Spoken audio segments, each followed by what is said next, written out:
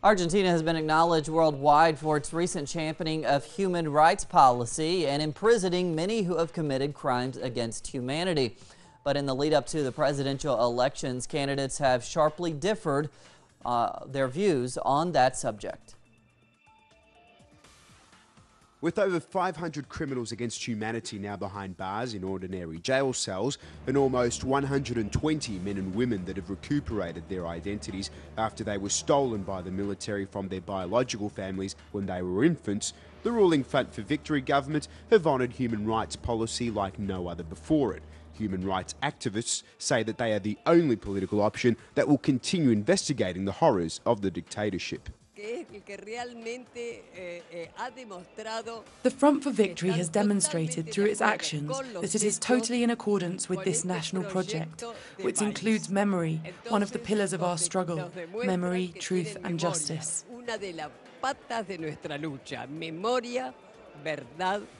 The Argentine Popular Movement argues that the two representatives of the neoliberal bloc in Argentina, Mauricio Macri of the Cambiemos coalition and Sergio Massa of UNA, want to put an end to the human rights policies of the past 12 years.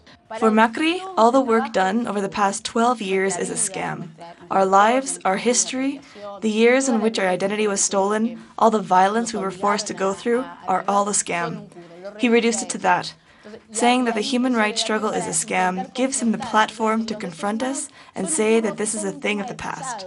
The party that holds a majority in the Cambiemos coalition, the right-wing Pro Party, abstained earlier this month when voting on a draft submitted by the Front for Victory to create a joint commission to investigate the complicity of the civilian corporate sector with 1970s state terrorism.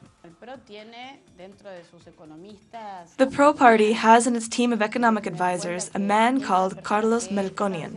The fact that this man, who is responsible for nationalizing and essentially transferring to all the Argentine people the debt incurred by the civil-military dictatorship, and who today gives out advice on how our government should run the economy, our government which has to pick up the country from such a huge debt, is something I find a joke and extremely violent. As for the other pro-neoliberal candidate, Sergio Massa, human rights organisations see his proposal to use the armed forces in the fight against drug trafficking as a very dangerous threat to human rights and accuse him of seeking to criminalise poverty. Leo Político, Telesur, Buenos Aires.